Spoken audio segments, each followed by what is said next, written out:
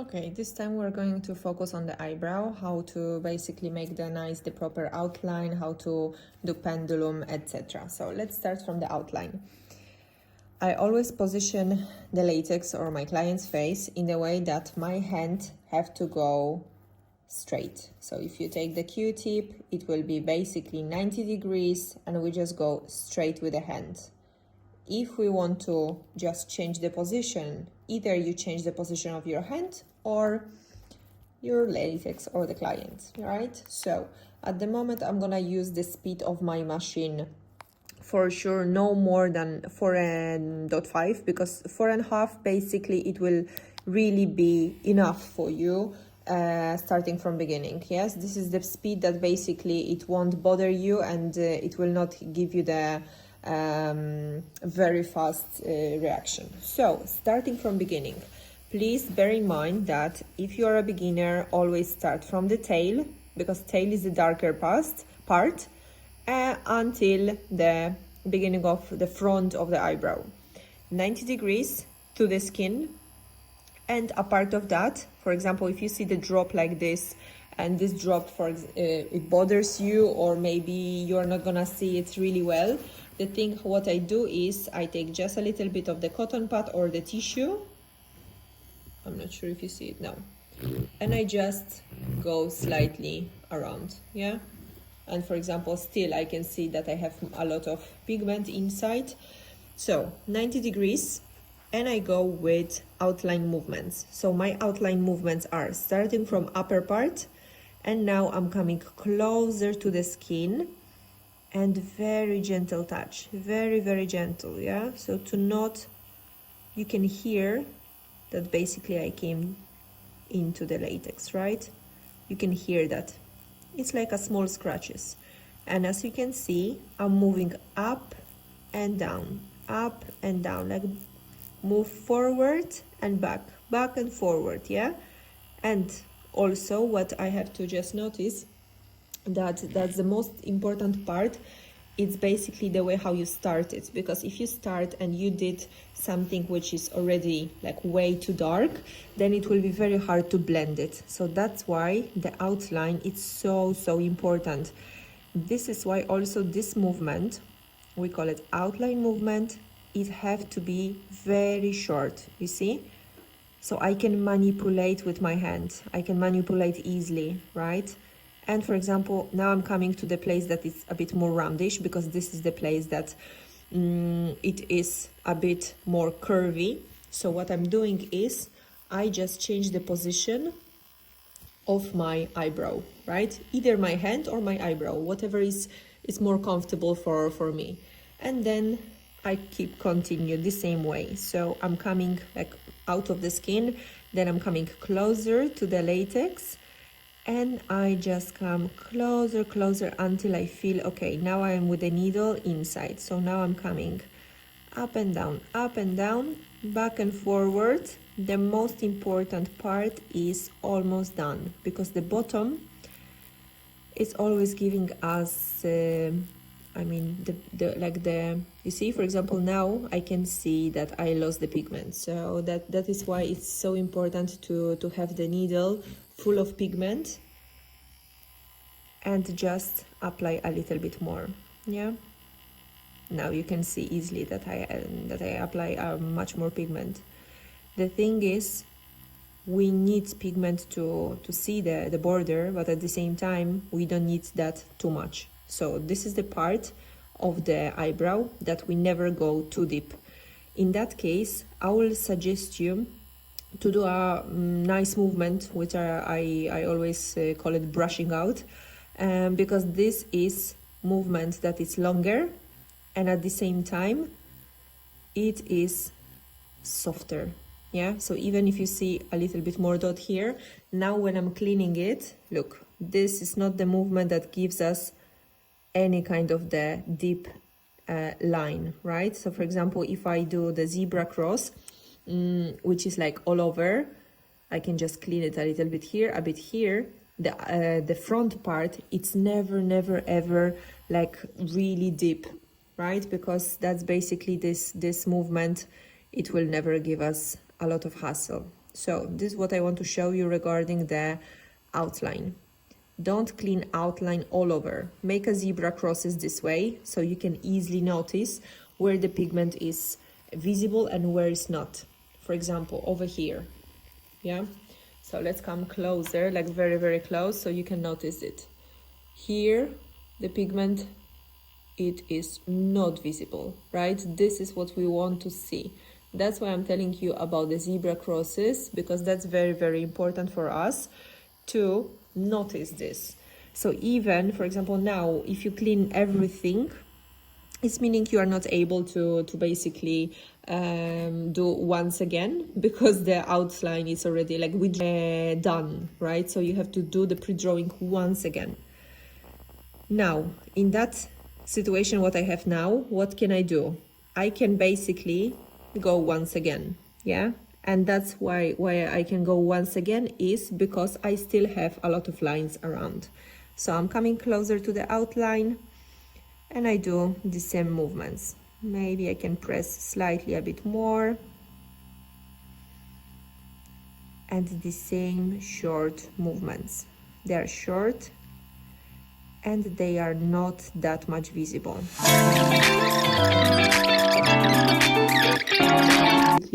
How it works. Then I can clean it a bit and double check once again if now is visible or not. So now when I clean it, you can easily see, yeah, this is my outline and this is basically what I want. Like even for example here there is a small gap, but it's really, really tiny one. It's still okay because the rest, everything is really nicely visible. Yeah, now I do on the other side. And that's basically what I want you to do the same way, yeah? So this is my example for you how to do the proper outline. And I do exactly same way on the upper part. So basically upper part, if I finish lower part here, I don't come the same way. I'm coming back to the tail. And over here, it's my basic movements. Once again, coming closer. Do you hear the machine vibration? Do you hear basically how I'm coming through the skin? This is very, very gentle scratch, yeah? So once again.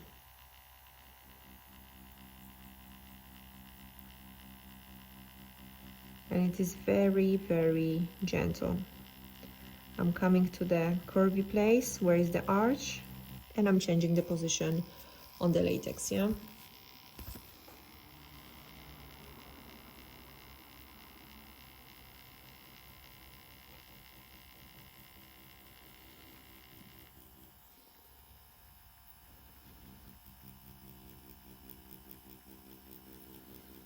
And brushing out movements. That's it. Let's double check. Let's make sure that I did it well, because also upper part supposed to be a bit more gentle. Yes, all is visible. It's very gentle, but it's visible. Now when I clean it well, much better. Yes, we can see very well the outline. What I'm going to do now is I will proceed with the movements of pendulum. So remember, pendulum is basically the movement that goes out of the skin, come into the skin and goes out once again. It's a long move and basically it's just playing with the machine this way. Out, in, out, in, out, in, out. So that is why our pendulum, let me show you for example over here. Our pendulum is long move and you can hear it, yeah? Let me give you a hint, how does it look like basically with the pigment. You see, this is basically the pendulum. It's longer, but it's very, very soft, are the dots only around. So the way how we start with the tail as usual. We go from the bottom part to the top, 1 millimeter further from the top to the bottom, 1 millimeter further, and we do overlays. So we don't, if we finish here, it's meaning we don't start here to go further, but we just overlay. So if we finish the move here, we go 1 millimeter further, but it's meaning we overlay with the same go 1 millimeter further and we go overlay other movement, right? So let me show you starting from beginning, you're gonna catch up faster. That's basically how it is. From the bottom, long move, coming closer to the skin.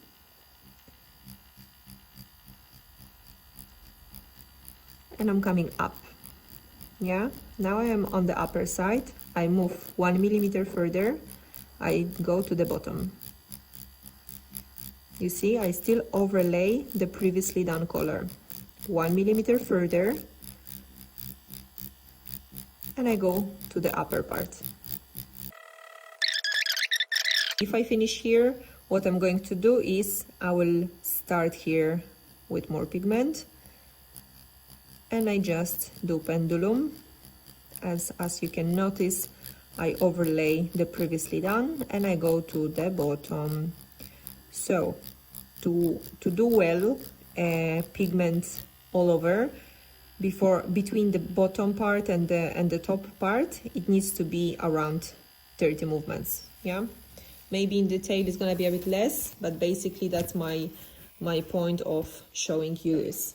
So now once again, once I finish on the bottom, sorry, I move a little bit the latex skin and I do again from the bottom. You see, I overlay previously done moves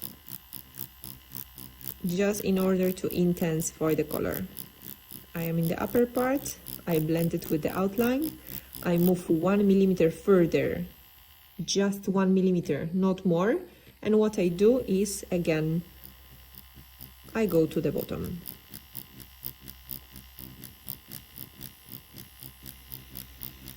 And now when I blend everything in the bottom, 1 millimeter further, and I go to the top.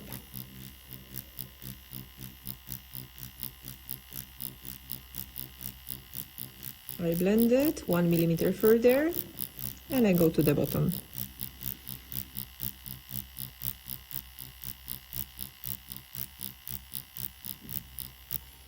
Okay, this is our full brow. So this is our first pass, and basically after the first pass, what I'm going to do is I clean it to show you that basically these movements are very gentle and subtle.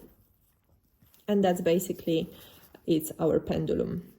Now on the model, on the real skin, you basically are going to put the anesthetic in order to just clean the skin better and absorb without any issues for the client that she will not handle or something. So anesthetic I deeply recommend only after the previously done pass.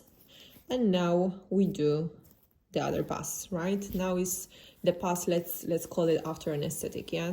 The first well done pass.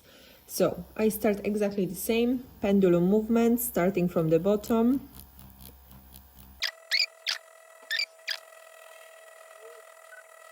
Show you how it can look like the difference.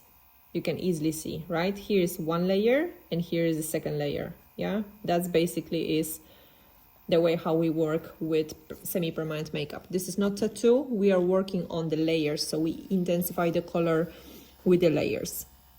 If we forget where exactly we finish, always the easiest part is to start with the bottom, because bottom is always a little bit more intense.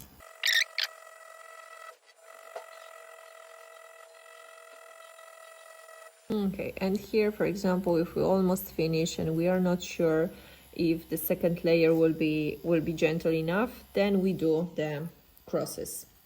So I'm gonna clean the second pass, and now you can see that basically the color is much more visible. Yeah, much more, but it's still not as intense as we wish to have. So what we can do is, for example, we always have to blend it with the outline, which is not blended well here, blended well here. And at the end, always we can just blend them a little bit more with much softer movements, right? This is something that we do always at the end, because that's basically from the beginning, it will make you, it will give you a little bit of trouble. Yeah, so what we are going to do now? Now we are going to do the movements which are cross movements. So basically that will be the first move, which goes this direction, and second one goes this direction. So at the end you will have this and this, and now we have this. So at the end, in the total, you will have like a star move, right? So let's do the first direction. This is only to powder the eyebrows better, to make sure that all over is well covered. Why we do that kind of the movements? Because basically starting from beginning it will be pretty difficult for you just to not leave any gaps, and this is the movement that it helps us to just cover everything nicely, so it will still really show. You see, like for example over here I just make a little bit longer movements than my outline upper part, so they will be a little bit more powdered and it will still look very, very good. Yeah, my point is just to nicely cover them. And then I go with the other side. So if you want, you can always clean it just to make sure that everything, it looks better. Yes, looks better already. And now I go the other side. So my other side, you can always start from the tail, like very long, but this is pretty difficult. So let me show you just, we go this direction now.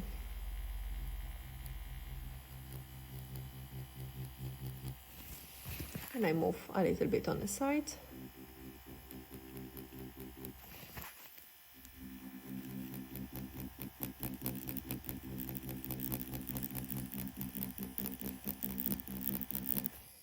Yeah, so basically you can see that powders go all over. And I go even a little bit out of the upper part.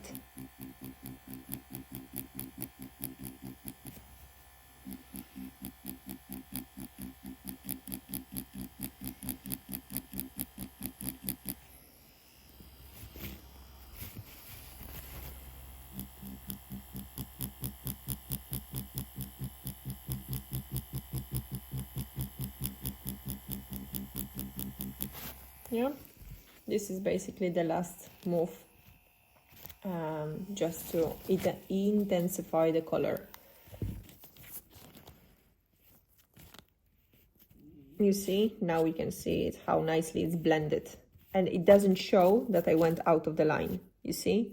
And basically if you still have that kind of the small gaps, so the gaps between the outline and inside part, this is the right moment to blend it, because this is exactly what I want you to do. Once it becomes, we blend it the way which is, we call it just like a dots movement. Dots are not giving us the intense moves, so what it can happen is you are just filling in the small gaps. The small gaps might happen even to 1 year of micropigmentation. Normally, around 2-3 months, you will get it if you do micropigmentation regular base. Yeah. So that's why I always suggest, even if you finish course with me, you need to do the micropigmentation on latex approximately 2 times a week for the next 1 year in order to see the progress. If you don't practice on latex, don't even think that on the client it will be easy. Yeah, every time it will give you a bit more stress, because that's basically how it is.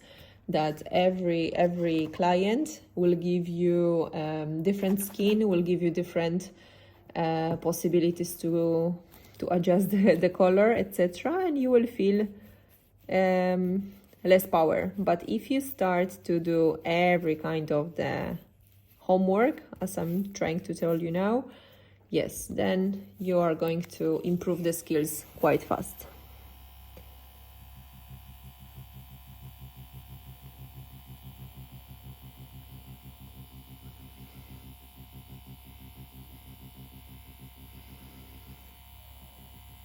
You see that the drops are very, very gentle. They're very small because they just need to fill in those small gaps.